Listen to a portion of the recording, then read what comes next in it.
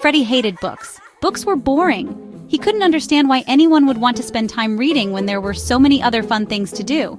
He would rather play video games or watch TV shows all day long. He would even prefer eating green beans, which he absolutely despised. But reading? No way. His mom and dad tried to encourage him. His teacher tried too, giving him colorful books and exciting stories.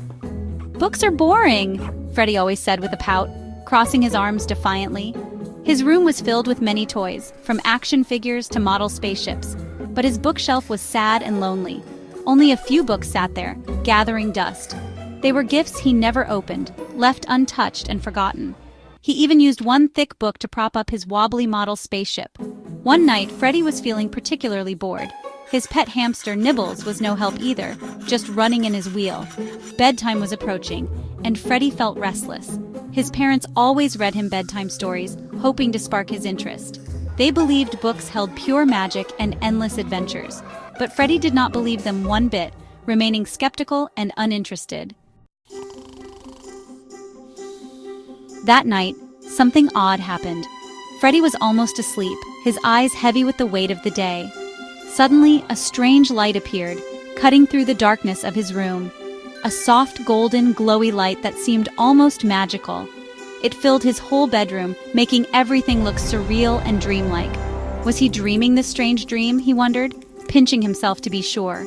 He crept quietly to his window, his heart pounding with curiosity. He peered out into the dark night, searching for the source of the light. And then he saw it, floating, right above his little house.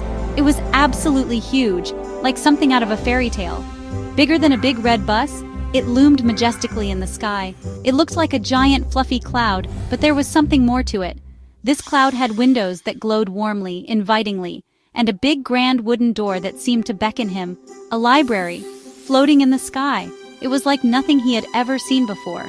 Freddy rubbed his eyes very hard, trying to make sense of it all. It was still there, hovering, as real as anything else.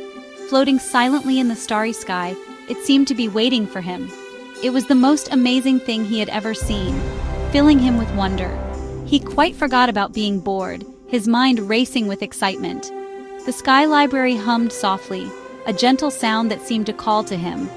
Freddy felt a little pull, an irresistible urge to explore this magical place.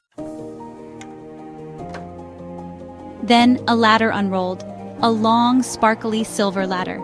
It came down, down, down, from the base of the sky library, right towards Freddy's open window. The strange pull was stronger now.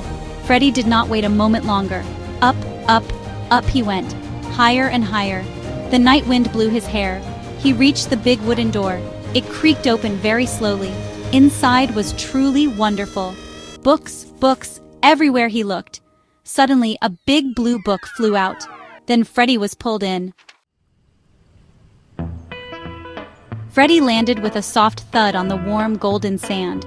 The salty air filled his lungs, invigorating him. He took a deep breath, savoring the fresh ocean breeze. Fishy smells filled his nose, making him wrinkle it in surprise. "Ahoy there, matey," said a pirate with a hearty laugh, his voice booming across the beach. Freddy couldn't believe his eyes. He was on a real pirate ship, with sails billowing in the wind. He eagerly joined the crew and helped them find buried treasure, digging through the sand with excitement. Freddy learned to tie tricky sailor knots, his fingers moving deftly under the pirate's watchful eye. The pirate captain smiled a wide smile, his eyes twinkling with approval. "Brave lad!" he boomed loudly, his voice echoing across the deck as the crew cheered. Suddenly, Freddy was gone again, disappearing in a swirl of magical light. He was sucked into another book, just like that, feeling the familiar pull of the portal. Now he was in dark, silent space, floating weightlessly among the stars. Stars sparkled all around him like diamonds, casting a magical glow. He met funny green aliens there, their laughter echoing in the vast emptiness. They had 3 big wobbly eyes that blinked curiously at him. Freddy helped them fix their spaceship, working together with the aliens to tighten bolts and adjust panels. Then, a jungle next. He found himself surrounded by towering trees and exotic plants.